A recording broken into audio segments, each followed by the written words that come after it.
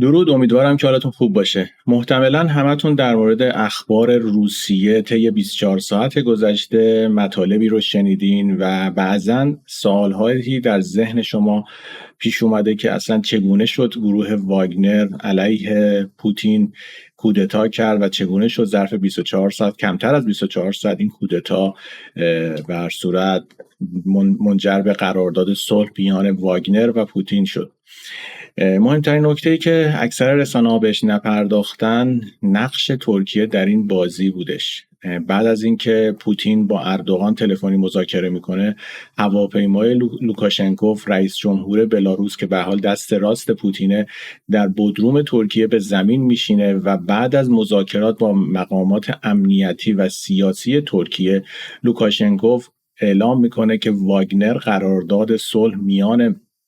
خودش و پوتین رو پذیرفته. باید دید که نقش ترکیه این در این وسط و نفوذش در شبه نظامیان واگنر چی بودش که توانست این گونه سریعا این مخمسه ای رو که داشت به یک بحران برای پوتین سرانجام میشد رو خاموش کردش و همین الان هم پوتین رو در گوشه رینگ قرار داده. باید ببینیم که اردوغان و علیوف چه امتیازاتی را از روسیه گرفتن و محتملاً برمیگرده به کریدور زنگزور و اتفاقاتی که قراره در مرز ارمنستان و آذربایجان رقم بخوره. این یکی از مهمترین نکاتی بودش که باید بهش اشاره کرد. شخصا اطلاع دقیقی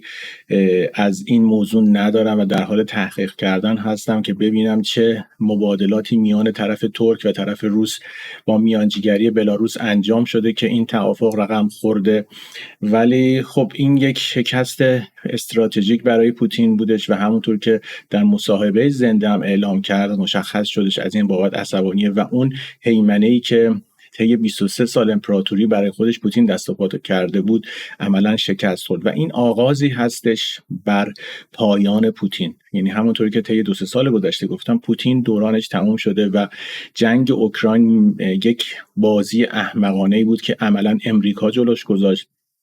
و در راستای نظم نوین جهانی وارد چنین باطلاقی شدش و عملا هیچ دستاوردی برای مردم روسیه نداره و این اتفاقات نشان از این هستش که اولیگارشی های روس نهایتا پوتین رو جابجا خواهند کرد و برای منافع خودشون مجددا روابط خودشون رو با کشورهای غربی و مجمع جهانی اقتصاد برقرار میکنن. همونطور که رئیس گروه واگنر اعلام کردش، پوتین دوچار بر صورت اطلاعات غلط شده و اطلاعات غلط بهش رسیده برای جنگ اوکراین و یکی از بزرگترین دستاوردهایی بودش که در کودتای دیروز نمایان شد و برای اکثریت مردم روسیه مشخص شدش که جنگ اوکراین یک جنگی هستش که برای منافع روس ها رقم نخورده. همونطور که دیدیم که فنلاند و سوئد به ناتو بر صورت الحاق شدن و فنلاندی که بود یکی از نقاط حساس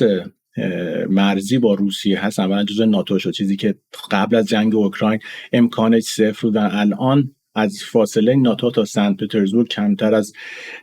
چند صد کیلومتر شده و این یکی از خطرهای استراتژیکی هستش که اون کسانی که برای منافع روسیه و اون ارق ملی خودشون اهمیت قائلن این حماقت پوتین رو فراموش نمی‌کنن و این یک شکست استراتژیک برای پوتین بودش در جنگ اوکراین. و یک نکته دیگر می‌خواستم اشاره کنم و دیدم در فضای مجازی خیلی‌ها تحلیل می‌کنن و از شکست پوتین خوشحالن. در حال حاضر تضعیف و شکست روسیه به ضرر منافع ملی ایران هستش. ما باید بدونیم پانتورک‌ها که از نفوذ ناتو در منطقه بهره مند هستند میتوانند برای مملکت ما، برای ایران ما هم تنش های سیاسی و اجتماعی ایجاد کنند. به هر صورت ما یک جمعیتی هستیم که آذری زبان های زیادی در داخل ایران هستند و این باعث میتونه بشه که با فشارهایی که پانتورک‌ها در مملکت ایجاد کنن باعث تنش‌های قومی و منطقه‌ای بشه. به هر صورت اقتدار روسیه در حال حاضر به نفع منافع ایران هست، یعنی اینو باید دقت داشته باشیم. برخلاف اینکه به این موضوع باید اشاره کردش که روس‌ها دشمن وجودی ایران هستن. اینو هم تاریخ نشون داده هم به هر صورت رفتارهای روسیه در طی چند سال گذشته مشخص کرده. ولی در حال حاضر ما باید موازنه رو در منطقه ایجاد کنیم، یعنی بین پانتورکیسم که عملاً در حال نفوذ هستش برای برنامه گلوبالیستا و بر صورت قدرت روسیه، باید یه موازنه ایجاد شه که به هر صورت پانتورکیسم برای خود روس ها هم خطرناکه، به هر صورت اون اقوام ترکی که در روسیه هستن میتوانند به واسطه این